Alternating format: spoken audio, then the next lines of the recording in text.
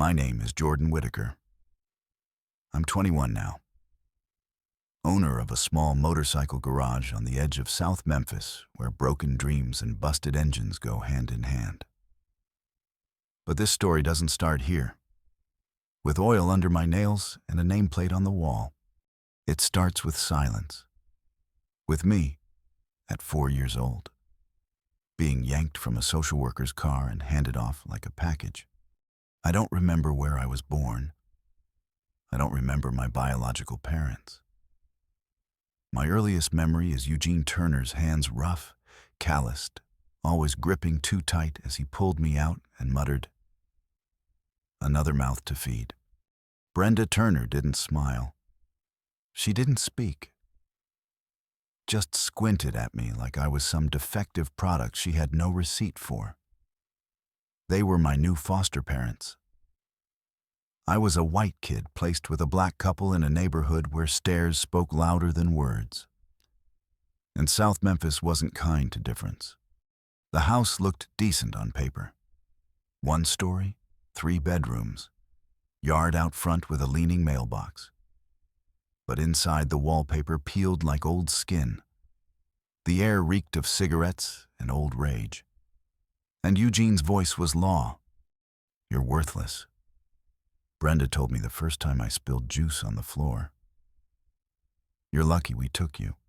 Without us, you'd be rotting in a gutter." They smiled for social workers. Brenda would touch my shoulder like I was her pride and joy. Eugene would nod solemnly, hands folded like a pastor. But the moment the door closed, the mask dropped. At 7, I learned how to clean blood off the floor without staining the grout. At 8, I learned how to hold my breath when Eugene got home drunk. And by 10, I'd perfected the art of silence. I didn't cry, didn't talk back, just endured. Then came Eli, then Naomi. They weren't blood siblings, but we shared something stronger: survival. Eli was the quietest boy I'd ever met. Always hunched over, like the world was trying to crush him and he was too tired to push back. Naomi was different. Small but fierce in that trembling kind of way, like a candle fighting the wind. I became their shield, their human wall. When Eugene raged, I'd step in. When Brenda cursed, I'd lie, take the blame. When the fridge was empty, I'd skip meals so they could eat. I got my first job washing dishes at a diner when I was 14. Under the table pay. I'd bike there after school. Fingers chapped from scrubbing pots, eyelids heavy with sleep I couldn't afford. At 15, I dropped out completely and picked up a second job at Hank's garage. Hank was a crusty old man who liked his tools more than people. Didn't talk much unless he was yelling. But the garage smelled like grease and freedom. It became the only place I could breathe. Every dollar I earned, Eugene took. "You live under my roof. You pay rent." He'd growl, beer can tipping against the recliner. Brenda started checking my pockets at night. Every hidden penny gone. She once caught me with $3 tucked in my sock. Slapped me so hard I tasted metal. But I never stopped hiding scraps. Not for me, for Eli and Naomi. Eli's shoes had holes. His toes peeked through like secrets. Naomi's backpack had no zipper. Her books spilled out in front of other kids who laughed. So I saved for months. Ate leftovers, drank tap water at the garage, skipped lunch at the diner, and one quiet evening, I handed Eli a pair of white sneakers, clean, bright. His eyes lit up like he'd been handed the moon. He whispered, "They'll be mad." "I'll handle it," I said. But I didn't, not really. That night, Eugene came home, drunk. He saw the shoes, ripped them off Eli's feet and threw them against the wall. "Where the hell did you get these?" I stepped forward. "I bought them. With my money. From work." I barely finished the sentence before his fist hit my stomach. Naomi screamed. Brenda yanked her back and hissed, "Shut up, you little brat." Eli cried, shoes forgotten on the floor, and I just stood there, doubled over, silent, because I knew fighting back only made it worse, not just for me, but for them. That night, lying on my torn-up mattress in the corner of the living room, I stared at the ceiling and thought, this can't be it. This can't be what my life is meant to be. But I stayed, because every time I looked into Eli's big, scared eyes, or Naomi's trembling hands clutching a broken pencil, I knew I couldn't leave them behind, even if it meant dying a little every day. By 16, my life was a blur of motor oil, dishwater, and painkillers stolen from the medicine cabinet. I worked 2 jobs, got maybe 4 hours of sleep a night, but I was saving. Slowly. A sock under my mattress held a few crumpled bills. Enough, I thought. To buy Naomi a sketchbook and Eli a new hoodie. It wasn't much, but it was something. And then that van pulled in. It was late July. Heat heavy like a second skin. I was elbow deep in an old Ford when I heard the growl of an engine that didn't belong. Not the sputter of a rusty Civic. This was power. Precision. I looked up. A black van pulled into the lot. Sleek. Shined like a mirror. A man stepped out. Tall. Bald. Tattoos crawling up his arms. A coiled snake on his wrist. Leather jacket. Hell's Angels patch. Red wings spread wide. "Ray?" He looked around, eyes scanning every corner like he was checking for traps. "Van's acting up," he said. Voice gravel. "My girl's in the back. She's sick. Real bad. I need it fixed. Fast." I peeked inside. A little girl, maybe 9, curled under a thin blanket. Face flushed, eyes closed. She whimpered barely. But it was enough. Enough to bring everything back. Eli, crying with a bloody nose. Naomi flinching when Eugene slammed a door. That helplessness. I looked at Hank. "Leave it," he muttered. "That guy's trouble." The other guys backed away. I looked at the girl again, and I heard Naomi whispering in my ear, "Don't fight back. Jordan, please." This time, I wouldn't listen. "I'll do it," I said. Hank stared at me like I'd grown 2 heads. "Don't be stupid. You mess this up, he'll kill you. Or worse." I grabbed my tools. "She needs help," I said. "I'm helping." And that's how it started. The hood of that van was hot enough to fry an egg.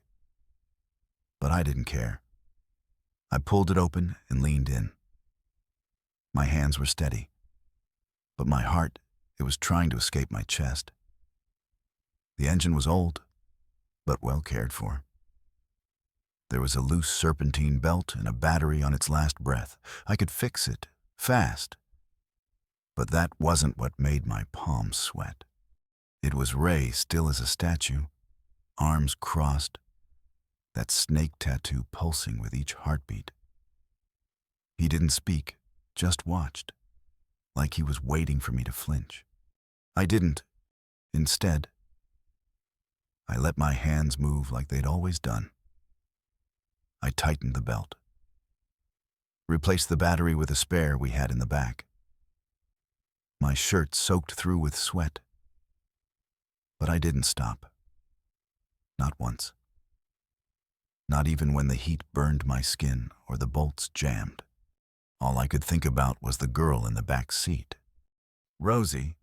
She reminded me too much of Naomi. Same small frame, Same look of pain barely hidden behind closed eyes. I remembered Naomi's face when Eugene threw her favorite doll into the fireplace just to prove she couldn't cry without consequence. I swore to myself I'd never let another child feel that powerless. 40 minutes later, I turned the key. The engine roared back to life. Smooth, steady, alive. I stepped back, wiped my greasy hands on my jeans, and looked up. Ray hadn't moved. But something in his eyes shifted. Just barely. He walked over, opened the driver's side door, peeked at his daughter, then turned to me. "You done?" "She's good to go," I said. There was a pause. A long one. Then he held out his hand. "Ray," he said. I took it. "Jordan."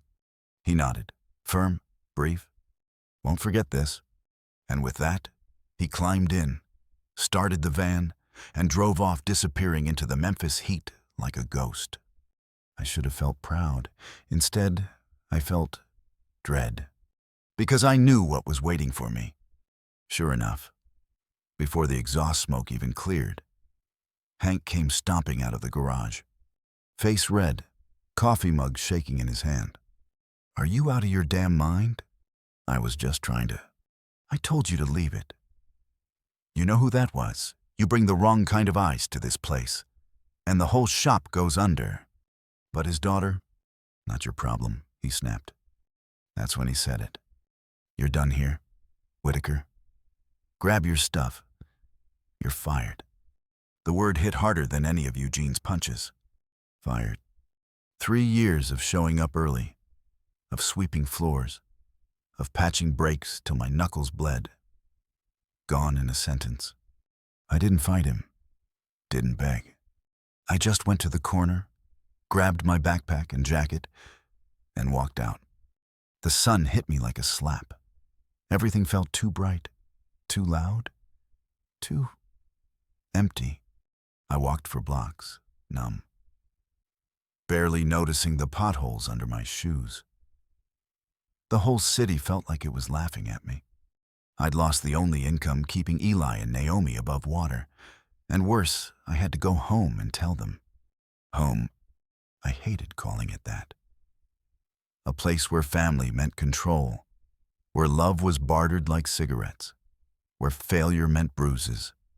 I paused on the sidewalk, staring at that sagging roofline, the boarded-up windows. I didn't want to go inside, but I had no choice. I opened the door. The stench of beer and bleach smacked me first. The TV was on. Eugene on the couch. Brenda at the kitchen counter, knife tapping the cutting board like a clock ticking down to disaster.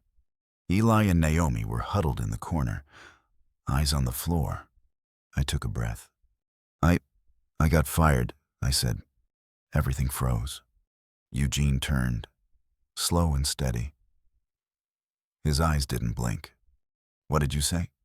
I helped someone. Their kid was sick. I fixed their car. Hank didn't like it. I don't even remember the rest of the sentence. Because that's when the bottle flew. Glass shattered against the wall behind me. Shards rained down. You think you're some damn hero. He lunged. Naomi jumped in front of me, arms spread. Don't hit him. Eugene pushed her aside. Brenda grabbed Naomi by the hair, slapped her across the face. Eli stood frozen, tears in his eyes. I snapped. I shoved Brenda back hard, but Eugene was faster. He grabbed me by the collar and punched me in the gut. I collapsed, gasping, but I didn't stay down. I crawled to my knees, looked up, and said through clenched teeth, "Don't touch them again." That's when it turned brutal. He kicked me, over and over. My ribs screamed. My ears rang. "You're trash," Brenda shrieked. "You're nothing," Eugene roared. Then came the final blow. "Get out." I didn't move. Eugene grabbed me by the back of the neck, shoved me through the door, and slammed it shut. The lock clicked behind me. Just like that. I was gone. Out. Cut off. No home. No job. No backup. Just the sound of Naomi crying on the other side of the door. I sat on the porch, bleeding, barely able to breathe. Night had fallen. Streetlights flickered like dying stars. The cold snuck under my jacket. I pulled my knees to my chest, hugged myself. My hands shook, but not from the cold. From failure. Not just for me, but for them.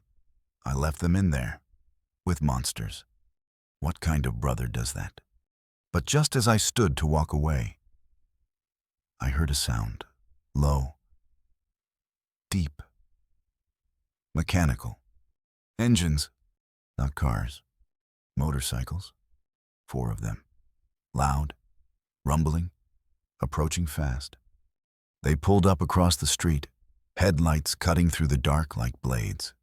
4 men, leather jackets, patches, tattoos, helmets glinting under the streetlight. And at the center, Ray, the biker whose daughter I'd saved.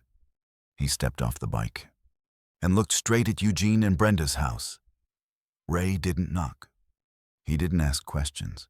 He just walked up the porch of the house that had haunted me since I was 4 years old, boots heavy against the wood. Behind him, 3 other bikers waited like shadows. Leather, ink, silent. The porch light flickered as Ray raised his fist. Bang, bang, bang. The door flew open. Eugene, still drunk, shirt stained, face red, stood there. What the hell do you want? He barked, squinting into the dark. Ray didn't flinch. He stepped forward. You know damn well what this is, Ray said, voice cold as steel. You've got debts. You've been ducking. Time's up. Eugene scoffed. I don't owe you nothing. Get off my property before I call the cops. Brenda appeared behind him, arms crossed. He's lying. We don't know these people. That's when I stepped out of the shadows. Ray turned and saw me. For the first time. Surprise broke across his face. You, he asked. I nodded, my voice quiet but steady. Yeah. I used to live here. His expression changed, sharp memory cutting through recognition. You're the kid who fixed my van. Yes. He looked back at Eugene, then at me. Why didn't you say something that day? I shrugged. Didn't matter then. It does now. Brenda tried to shut the door. Ray stopped it with one hand. You owe me money, he said to Eugene. But here's the thing. This kid saved my daughter's life. You think I'm walking away after hearing what you've done? Eugene's bravado cracked for the first time. His voice softened. Look, man, we can work this out. No, I said, stepping in between them. I'm not here to collect. I don't want your money. I want my siblings. Eli and Naomi. That's it. Brenda laughed. You ain't got a say anymore. You don't live here. Ray turned to her. His smile was the kind you'd see before a thunderstorm. I wasn't asking. He looked at me again. You sure about this? Kid, you want them out? I didn't hesitate. They're still in there. They're scared. And you know what these 2 have done. Ray nodded. His eyes darkened. Fine. Let's make it simple. He reached into his jacket and pulled out a folded paper. This is a termination of guardianship form. Sign this. Both of you. And we call it even. You give up custody. Clean slate, no cops, no blood. Eugene glanced at Brenda. She whispered something, eyes darting. Or what if we don't? Eugene asked. Ray didn't raise his voice. He didn't need to. and your face ends up on the local news, with photos, witness statements, receipts. You think the system's gonna keep sending you monthly checks after that? Brenda snapped. This is blackmail. No, I cut in. This is the bill coming due. Eugene clenched his fists. But the bikers behind Ray stepped forward in sink boots, crunching gravel. He flinched. They both knew this wasn't a bluff. A long pause. Then, finally. Fine, Eugene growled. Give me the pen. Brenda tried to protest, but he shot her a look. Ray handed over the papers. They signed, hands trembling, rage masked as compliance. It was done. I turned to the doorway, and there they were, Naomi, Eli, standing side by side, wide-eyed, holding each other. Naomi had a bruise on her cheek. Eli's shirt was ripped at the collar. I walked toward them, knees weak, mouth dry. Naomi dropped the stuffed bunny she'd been clutching and ran into my arms. Jordan, she cried, you came back. I held her tight, burying my face into her shoulder. She felt so small, so light, like if I let go, she'd vanish. Eli didn't run, but he stepped forward, slowly. Then his arms wrapped around both of us. No words, just warmth.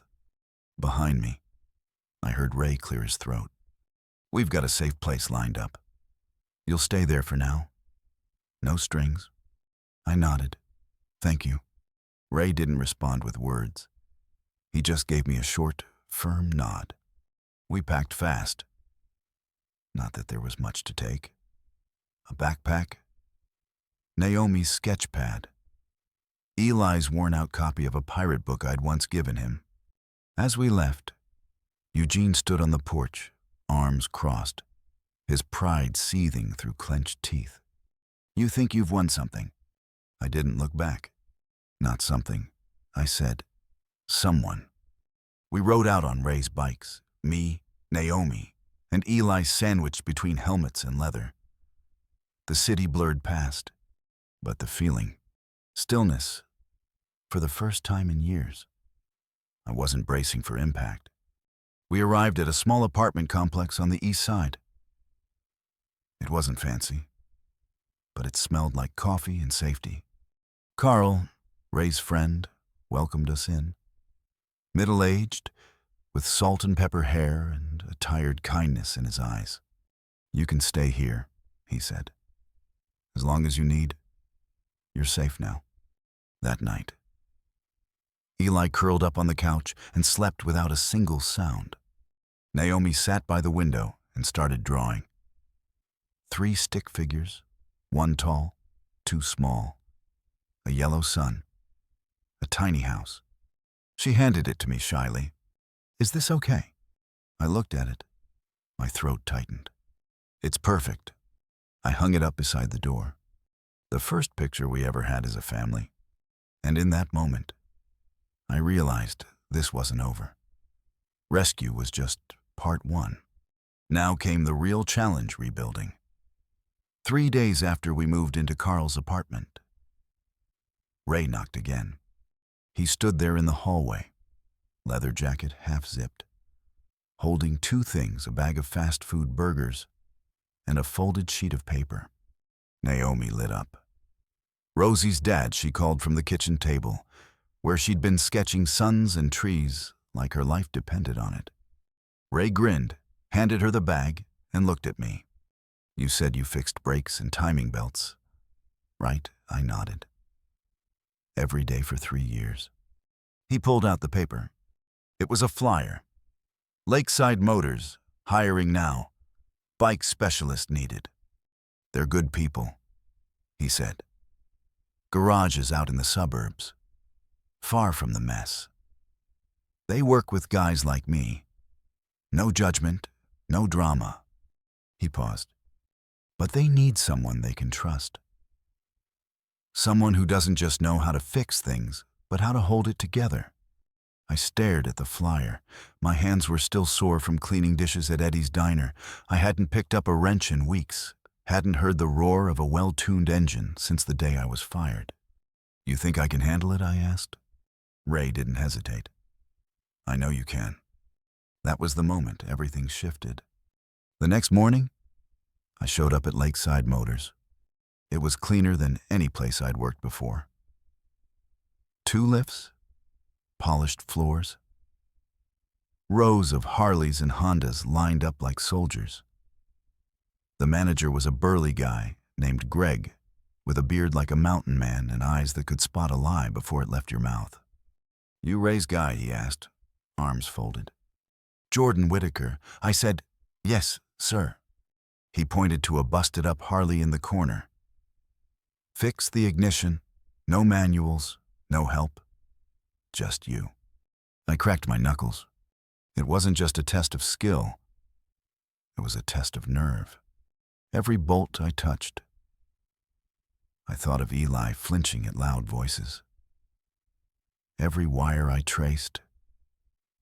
I remembered Naomi hiding her drawings under the couch. Every screw I turned. I thought they're finally safe. But only if I keep going. 45 minutes later, the engine purred like a kitten. Greg raised an eyebrow. "You're hired." I smiled for the first time in weeks. That night, I brought home pizza for the kids. Naomi jumped up and down like it was Christmas. Eli said quietly, "You smell like oil again." I laughed. "Good oil, I hope. But even with the job, even with the roof, something kept gnawing at me. Late at night, when the lights were off and the city quieted down, I'd lie in bed with Naomi's drawing above my head and think about what we left behind. Eugene and Brenda were still out there, still receiving foster care checks from the government, still able to do this again to another kid. The idea made my stomach churn. And that's when I knew getting my siblings back wasn't enough. I had to make sure they couldn't hurt anyone else ever again. The next day, I asked Ray if he knew any lawyers who worked with child welfare cases. He didn't answer. He just pulled out his phone and made a call. That's how I met Linda, a tall woman in her early 50s, with silver streaks in her hair, thick glasses, and a voice that could cut through granite. Ray vouched for me, told her everything. She looked me up and down and said, "You've been through hell." "Yeah," I said, "but they're still living in it." Linda nodded once. "Okay, let's take them down." She explained the process slow, brutal, and full of red tape. We'd need medical records, witnesses, psychological evaluations, financial audits, and we needed proof they used our foster care money for booze and gambling. Naomi started seeing a therapist named Sarah. Eli, too. Each session unearthed memories buried too deep to name. Sarah told us Eli had trauma-induced mutism. Naomi had symptoms of complex PTSD. Hearing those words, it broke me. Because I'd tried, God knows I'd tried. But silence didn't protect them. And now, it was time to stop being silent. Linda filed the first report with CPS. They reopened the Turner file. A caseworker named Jenna visited our apartment, took statements, and reviewed the drawings Naomi made during therapy, some with Eugene drawn as a monster, others with Brenda screaming in black crayon. Then came the financial audit. Turns out, Brenda had been using foster money on slot machines. Eugene had a record of 3 liquor store withdrawals the day after our medical checks. Piece by piece, the case built itself. But Linda warned me, this won't be a clean win. They'll fight back, accuse you of lying, of turning your siblings against them. Are you ready for that? I nodded. Truth doesn't scare me anymore. Still, some nights, it did. I wrote a letter one night. Not to Linda, not to the court, to myself. I found an old lined notebook and wrote on the first page. To the 14-year-old kid scrubbing dishes and dreaming of freedom you didn't break. You didn't become them. You built something better. Don't stop now. I folded it, taped it beside Naomi's drawing on the wall. 2 pieces of proof who I was and what I was fighting for. That weekend, Ray brought Rosie over. She was healthier now, full of energy. Talked a mile a minute. Naomi and Eli weren't sure what to do at first. But Rosie pulled out a board game, cracked a joke, and before long, the living room echoed with laughter. Eli smiled with his whole face. Naomi hugged me tight later and whispered, "It's starting to feel like home." And that was the moment I knew. We weren't just surviving anymore. We were becoming something. Something worth protecting. The woman who stepped into my garage wasn't what I expected. No flashing lights, no microphone shoved in my face.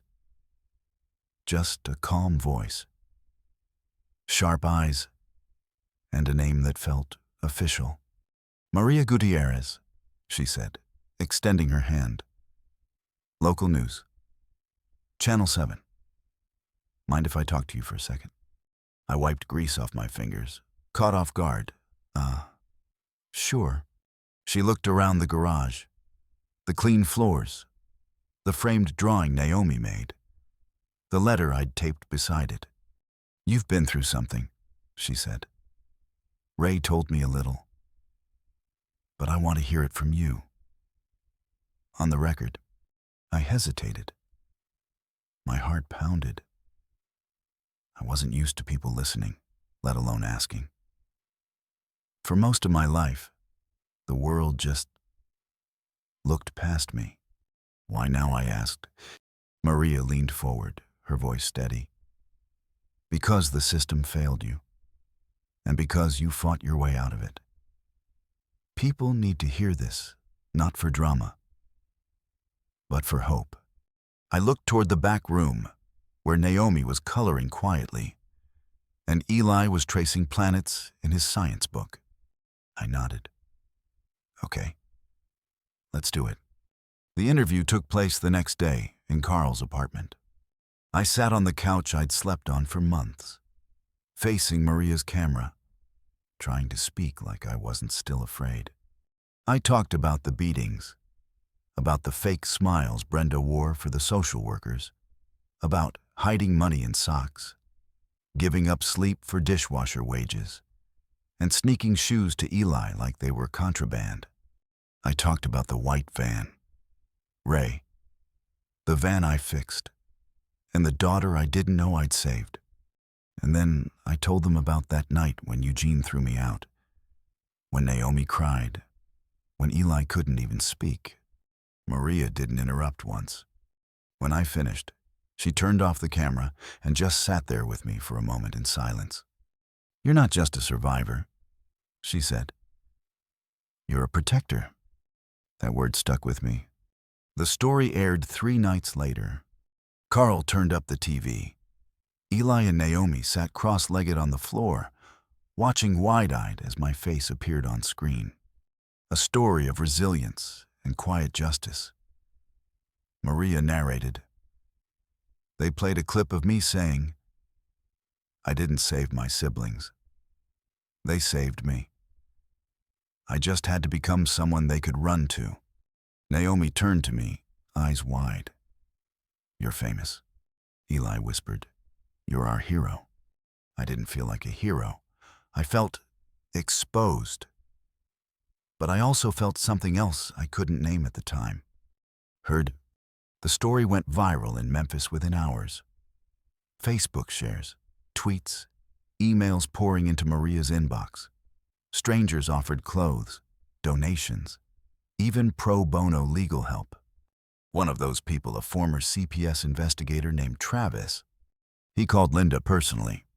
I saw the story. I've been suspicious of the Turners for years. They never got flagged. But something always felt off.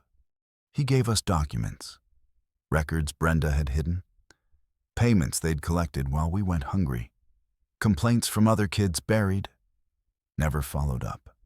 That was the final nail. Linda compiled everything: Sarah's psychological reports, Travis's documents, Naomi's drawings, the financial statements.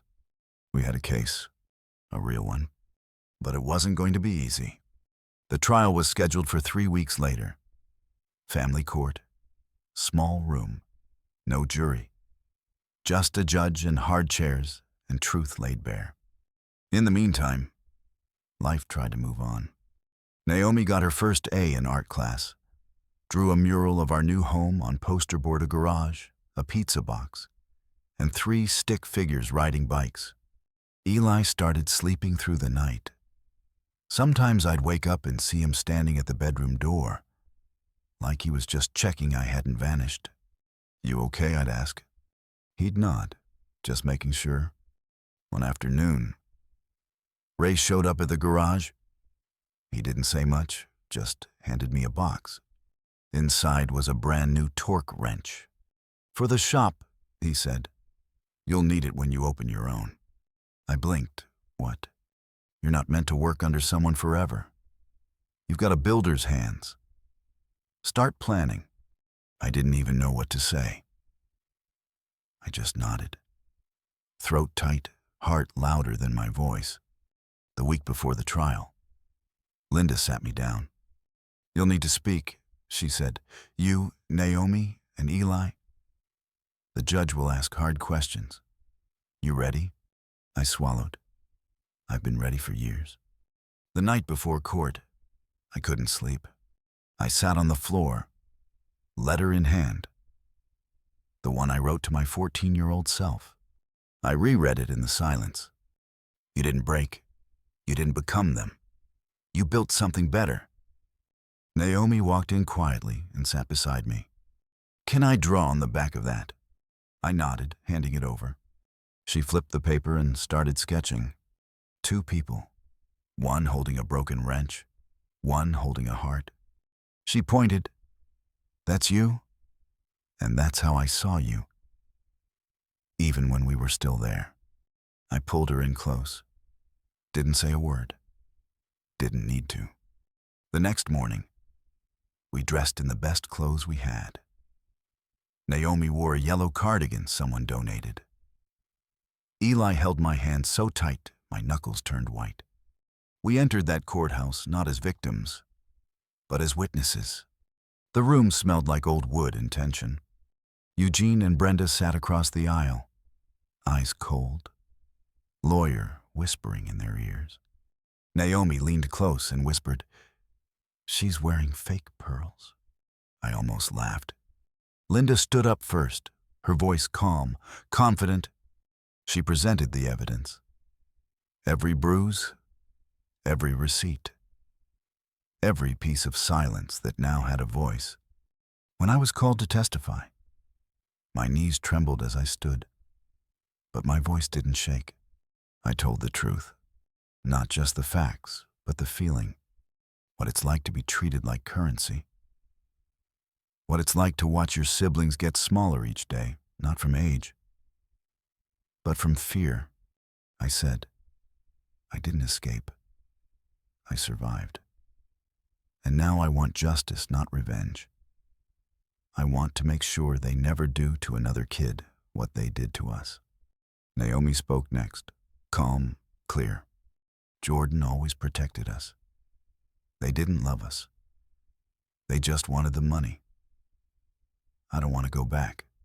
Then Eli, quiet, but brave. He looked the judge in the eye and said, I want to stay with my brother. I feel safe now. That one sentence, louder than any scream. The judge didn't need long. The court finds Eugene and Brenda Turner unfit to serve as foster parents. Their rights are permanently terminated. Jordan Whitaker is hereby granted full legal guardianship of Eli and Naomi Turner. My knees nearly buckled. Naomi burst into tears. Eli smiled. We hugged like our lives depended on it. Because for the first time, they didn't.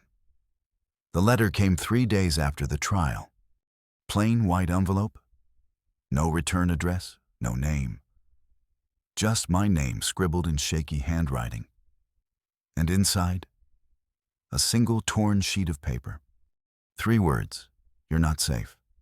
I read it twice, then a third time, hoping it would change. It didn't. I kept my face steady as I slipped it back into the envelope. Naomi was humming in the next room. Eli was building a Lego spaceship on the living room floor. They didn't know. And I wasn't about to tell them. I showed it to Ray that night. He looked at it for less than a second before crumpling it in his fist. "Cowards," he muttered. "They lost in court. Now they're trying to scare you into silence." "You think it's Eugene?" I asked. Ray shrugged. "Could be. Or someone who backed them. Folks who don't like the spotlight, you just put on their little operation." I felt the ground shift beneath me. For a moment, I'd let myself believe it was over, that justice in the courtroom meant peace in life. Ray leaned on the counter, arms crossed. "You still working late?" "Yeah. The garage has been slammed since the story aired. Everyone suddenly wants their engine rebuilt by the kid who stood up to the system." Ray gave me a crooked smile. "So you're famous and overworked?" "Pretty much." Then he got serious again. "Keep the kids close. And if anything else shows up, anything, you call me first." I nodded. But deep down, I hated it. I hated that, even after everything. Fear still lived in our mailbox. Still, I tried to focus on the good. Linda dropped by the next week with official paperwork. I was now, legally, Eli and Naomi's full guardian. As she handed me the forms, I asked the question that had been on my mind for weeks.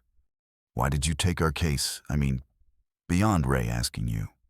She looked at me over her glasses, her voice soft. "My mom was a foster child. She never talked about it much. But I know. She had bruises she never explained. I guess part of me always wanted to make it right for someone."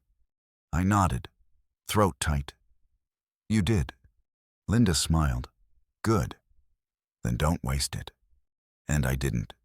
I started putting aside money. Ray introduced me to a real estate guy who found an old auto shop on the outskirts of Memphis. Small, beat up, but solid bones. Carl and Greg helped me clean it out. Naomi painted the back wall. Eli picked the name. True Brothers Garage, where no one gets left behind. The first thing I hung up was Naomi's old drawing the stick figures under the sun. Right beside it, my letter to my 14-year-old self. 2 truths, side by side. Visible to everyone who walked in. Business picked up fast. Ray's friends came through. People from the neighborhood started stopping by. Some just to shake my hand. One woman even said, "My son saw you on the news. Now he wants to fix motorcycles instead of fight people on the street." I didn't know what to say to that. I just nodded. "Tell him to come by. We're hiring." Things felt real. Like maybe, just maybe, we were building something permanent. But trauma has a way of waiting. Of hiding in corners you forgot to check. Naomi started waking up crying again. Eli went silent for hours at a time. One night, I found Naomi sitting in the bathroom with the door closed, holding the same drawing she'd given me months ago. "Are they coming back?" she asked. I knelt down beside her. "No," I said. "They can't." "But the letter." I blinked. "You saw it." She nodded. "I saw you hide it in the drawer." Of course she did. Kids always see more than we think. I didn't lie. But I didn't give her fear, either. "Naomi, listen to me. Even if they tried, They'd have to go through me. Through Ray. Through the law. She looked at me, her voice small. And you wouldn't let them. Not in a million years. She crawled into my lap and didn't say anything else. That's when I knew healing wasn't about forgetting. It was about showing up, over and over. Until trust replaced fear. A week later, Eddie, the diner owner who once let me sleep behind the fryer, showed up at the garage. He was holding a paper bag. "I heard you opened up shop," he said. "Figured I'd be your first breakfast delivery." I almost laughed. "You remembered." "Course I did. You still drink black coffee like a psychopath." "Always." He handed me the bag. Inside was a note, scrawled in blue ink. "For the kid who never stopped showing up, this one's on the house. I'm proud of you." I blinked back tears. This man who once gave me a blanket and a corner was now calling me a man in return. It felt like the world had shifted under my feet again. But this time, in a good way. That night, Eli handed me something unexpected. A notebook. "I've been writing," he said, "like you."